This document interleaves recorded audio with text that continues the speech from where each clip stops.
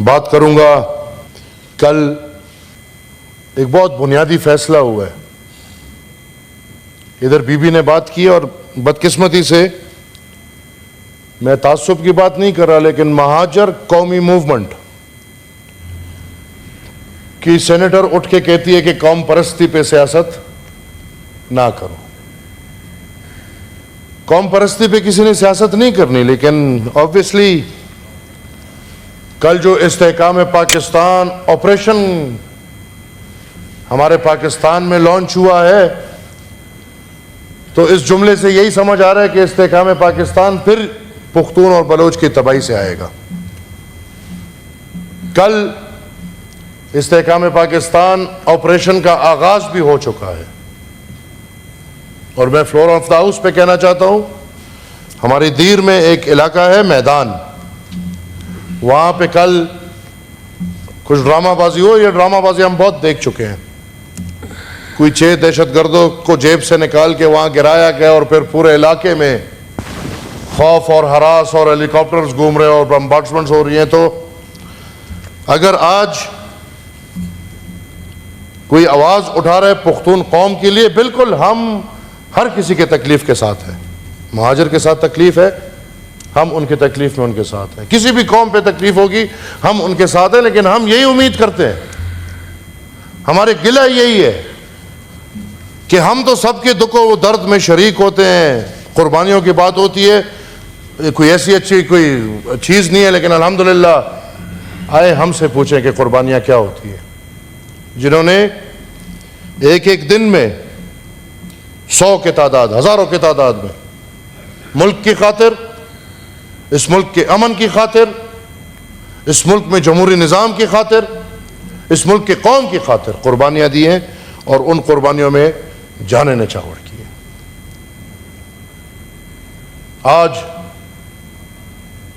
Operation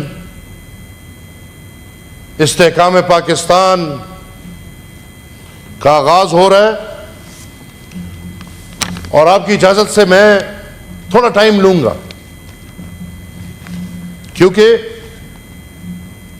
دہشت گردی پاکستان میں آج کی بات نہیں ہے. بدقسمتی سے ہمارے پاکستان میں تاریخ گواہ ہے کہ ہم نے اسٹیٹ سپانسرڈ ٹیررزم کی. تاریخ چپتی نہیں ہے. اور میں سیدھا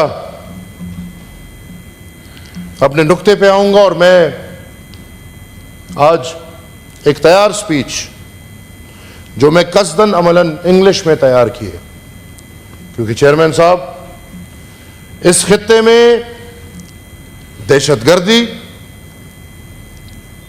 اس خطے میں دہشت گردانہ انداز اور دہشت گردانہ کردار جن لوگوں کا ہے جو ان کے سرپرست ہیں, میں چاہتا ہوں کہ میں ان کی زبان میں بات کروں اور میں ان کو یہ بات پہنچاؤں.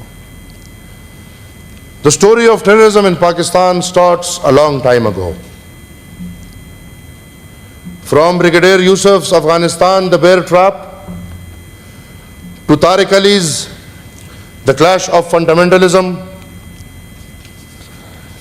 Asad Durrani's The Spy Chronicles, Dr. Fazl Rahim Marwat's From Mahajar to Mujahid, Khadim Hussein's The Militant Discourse, Zahid Hussein's Frontline Pakistan, The Struggle with Militant Islam, and numerous interviews of General Hamid Gul and Brigadier Sultan Amir Tarad, known as Colonel Imam. A mountain of literature has been produced internally and externally, proving the fact that the roots of terrorism goes back to the era when leaders of 5 non-state militant organizations were brought from Afghanistan for military training to Pakistan in 1974 during the peak of Cold War. When martial law was imposed by General Ziaul Haq in Pakistan in 1977, the US, Europe, the Gulf countries, Iran, Turkey, Israel, and almost 2/3 of the world opened up their kitties and sent their spy agencies to defeat the Soviet Union in Afghanistan long before the Soviets had even started thinking about sending their troops to Afghanistan. The military junta at that time hosted all the spy agencies of the world, established training camps in Pakhtunkhwa, in Balochistan, and in Punjab for the militant armed militias. Constructed a narrative of the so-called jihad in media, and sir, I want you to listen it. चलिए ठीक है. ये notes खतरनाक होते हैं, ले ले, शायद काम आ जाए आपके. बोल तो नहीं सकते, शायद देखने में आपको फायदा मिल जाए. आ जाए वापस. And educational curricula, and released huge funding for establishing madrasas, for recruiting foot soldiers for the so-called jihad. Pakhtunkhwa, Balochistan, and Afghanistan were made war theaters. I'm talking about 1977. This is now 2024. The US, Europe, and Israel became the defenders of Islam. A fully fledged guerrilla war against Afghanistan was started in the late 1970s, for which Pakhtunkhwa and Balochistan were made the launching pads. Billions of dollars and petrodollars were poured into create militarily, political, and ideological infrastructure of war in Pakistan in general, and Pakhtunkhwa and Balochistan in particular. Bacha Khan, Khan Abdul Ghaffar Khan, my great-grandfather, and Khan Abdul Wali Khan, my grandfather, called this war a battle between two elephants, in which frogs would be crushed. And remember, we are still crushed. As opposed to the rest of the world, Bacha Khan and Wali Khan refused to accept it as a defense of Islam. They said it was cultivation of war machine in the name of Islam for the strategic interests of the international powers, i.e. the United States of America. They foresighted that the infrastructure of war developed in the name of religion would be exploded against Pakistan and Pakhtunkhwa, as we are saying yesterday, even as one notification did today in Swat, Madyan में जो वाक़या पेश आया है कि एक mob ने उठ के पूरा सब कुछ हाथ में लेके जलाया है, ये हमें इस वतन ने सिखाया है. The Soviet forces entered Afghanistan in the late 1980s. Our leadership opposed the Soviet invasion and asked the White Bear to return their troops. Here in Pakistan, another narrative was constructed. After Soviet troops entered Afghanistan, a narrative was disseminated that the Soviets wanted to reach warm waters. Interestingly, the minutes of Politburo meetings of the Soviet Communist Party recently declassified never mentioned any such intent. In Pakistan, during this war, an elected prime minister was sent to the gallows. Democratic institutions were paralyzed. The constitution was distorted. A fanatic mindset was created and permitted in the Pakistan society, and scores of armed extremists, private militias were erected. Powerful drug and gun-running mafias propped up to oil the war machine, which had been started with the financial and military support of the Europe, US, Israel, Gulf countries, Iran, Turkey, and most of the rest of the world. When the Afghan war between the US and Soviet Union ended after the Geneva Accord in 1988, the Soviet forces returned, the Soviet Union disintegrated, and the CIA wrapped up its operation. The war inside Pakistan, Afghanistan, and Pakhtunkhwa never ended as was envisaged by our leadership. The internal power tussle among the jihadis started right after the Geneva Accord. When the war turned ugly, another faction of these fanatics was supported by Pakistan and facilitated by the US. They called themselves Taliban from Kandahar. The Taliban took over Kabul in 1996. Afghanistan became a hub of the terror syndicate consisting of Al-Qaeda and other terror groups around the globe. The Twin Towers in the US were attacked and destroyed on 11th September 2001. The investigation led to the alleged involvement of the Al-Qaeda leader Osama bin Laden, who was allegedly harbored by Taliban in Afghanistan. The US asked the Taliban to hand over bin Laden, but the Taliban refused. The US and its allies started war on terror to dislodge the Taliban emirate in 2001.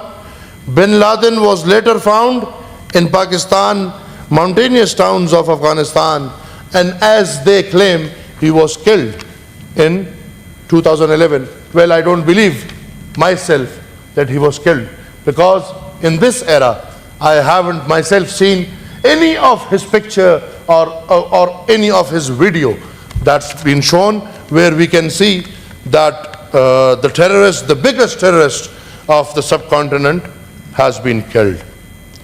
The war infrastructure in Pakhtunkhwa and covert operations in Afghanistan were initiated in 1970s. The Mahajers were turned into Mujahids in 1980s. ये बहुत complimented चीज है. आज हम जो अफगानियों के साथ कर रहे हैं, जरा इस वक्त को सोचें. हमने उनको हार पहनाए थे, दरवाजे खोले थे, और अफगानियों को हम इधर हार पहना रहे थे. एमल वली साहब, अगर आप थोड़ा सा अजान का टाइम भी है, बाकी मेंबरान ने भी बात सर प्लीज, अगर प्लीज एक minute please.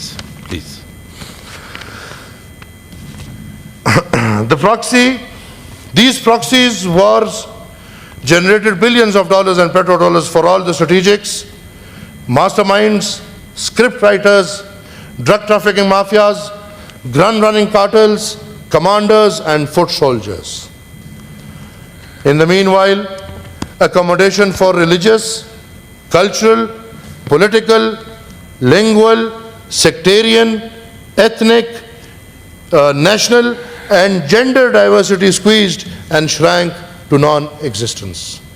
Socio-cultural fabrics, ethno-national identities and democratic political forces have been damaged.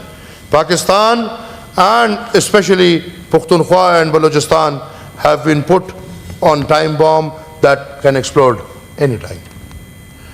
The strategic depth policy in envisaging a co-opted Afghanistan and a march into the Central Asian republics was initially envisioned by General Ziaul Haq in the early 1980s. Realizing the immense strength of a religious emotional appeal, the security establishment of Pakistan perceived that by supporting non-state actors and militant militias, Pakistan could achieve its objective for political influence and resource exploration in Afghanistan and the Central Asia. We are not out of it yet. The security establishment perceived, in defense of all logic and objective reality, that through the use of non-state actors, Pakistan could defeat India in political influence, could explore the energy reservoirs in Central Asia, and could also expand control over a large swath of the planet to be considered a regional power. For this to happen, the security establishment adopted proxies, supported the Taliban government in the 1990s, as well as the Taliban insurgency in Afghanistan after the government was dislodged by the Security Council mandated NATO and the ISAF forces. Analysts and policy experts have since been pointing out the inherent flaw in the construct of the strategic depth policy, but to no avail. According to all credible reports and evidence, during all the years of the decade of the 90s and into the 21st century, the security establishment of Pakistan had engaged with non-state actors and private militias active in Afghanistan and India, with no consideration being given to the policy's socio-cultural and socio-political impacts. Although things on the security front substantially changed after 9/11 around the globe, the security establishment of Pakistan stuck to its outdated paradigm. Favors to elements like the Haqqani network, the Maulvi Nazir group, the Afghan Taliban leadership, the Jamaat al-Dawa, and several other continued throughout the 90s to date. At the same time, the security establishment of Pakistan captured dozens of Al-Qaeda operatives and handed them over to the US, besides crackdowns on organizations which frequently attacked state installations and the security establishment of Pakistan. The security establishment's media manipulation duly advocated the strategic depth policy by dividing the Taliban into good, the Afghan Taliban, and the Pakistan militant militias believed to be active only in Afghanistan. They were told to be good Talib, and the bad Taliban. The bad were those who were doing their activities in Pakistan. और ये सब अंग्रेज गोरा यहाँ कर रहे हैं, उनको सुनाने के लिए मैं अंग्रेजी में बोल रहा हूँ. The growing ideological and non-state militaristic infrastructures in the settled and tribal belt of Pakistan started taking root in the socio-cultural and socio-economic dynamics of the communities around Pakistan. The militant organizations were able to develop mechanisms for social permeation of their extremist discourse, winning a section of the population, especially the youth, through the use of radios, websites, daily newspapers, periodicals, pamphlets, posters, and banners, besides the use of electronic media. This phenomena had helped them gain social control in certain communities in 2007 to 2010. The security establishment was looking the other way when all this was happening. The Tehreek-e-Nifaz-e-Shariat Muhammadi had brought about the whole Malakand division under its influence back in 1994, and the first ever reported stoning to death event by the Taliban took place in 1998 in Orakzai agency, which means that militant organization already had social control of large. इधर ही शुरू हो जाता हूँ, चले इनके साथ शुरू हो जाते हैं. नेशनल एक्शन प्लान जो पाकिस्तान मुस्लिम लीग की हुकूमत में बना है, नेशनल एक्शन प्लान जिसको पीपल्स पार्टी ने सपोर्ट दिया है, नेशनल एक्शन प्लान जिसको मुल्क के हर इदारे ने सपोर्ट दिया है, जो पाक फौज के बैठे हुए नेशनल एक्शन प्लान बना है, उस प्लान पे अभी तक अमल क्यों नहीं हो रहा? पिछलों पे अमल नहीं होता, ड्रामाबाजियां खत्म नहीं होती, ऑपरेशन के बाद ऑपरेशन, हर ऑपरेशन में तालिब को कोई नुकसान नहीं, दहशतगर्द को कोई नुकसान नहीं, कौम तबाह, इलाके तबाह, फौज का कंट्रोल, भाई कुदरती वसाइल हैं और कोई मसला नहीं है. आज हम चीख चीख के कह रहे हैं कि ऑपरेशन अगर दहशतगर्दों के खिलाफ है, तो कल जिन लोगों ने 102 दहशतगर्दों को सजा से रिहा किया, क्या उनको सजा मिलनी चाहिए कि नहीं मिलनी चाहिए? उन दहशतगर्दों में ہمارے سوات کا جو جس کو بچر آف سوات کہا جاتا تھا مسلم خان وہ ادھر تھا. ہمارا اے پی ایس کے واقعے میں جو ماسٹر مائنڈ تھا وہ ان قیدیوں میں سے ایک قیدی تھا. 102 قیدیوں کو رہا جس نے کیا ہے, دہشت گرد ہائیسٹ جو وانٹڈ, ان کو رہا کرنے والوں کو کیا سزا ملے گی یا نہیں ملے گی؟ سہولت کار جنرل فیض حمید, جنرل باجوہ, اور اس سے شروع جنرل ضیاء الحق سے لے کے ابھی تک جو دہشت گردوں کے سہولت کار ہے ان کو سزا ملے گی؟ نہیں ملے گی. قوم کو سزا ملے گی. ہم اس آپریشن کو ریجیکٹ کرتے ہیں. ہم دہشت گردوں کی سپورٹ میں نہیں ہیں, لیکن ہم ڈرامہ بازیاں نہیں چاہتے.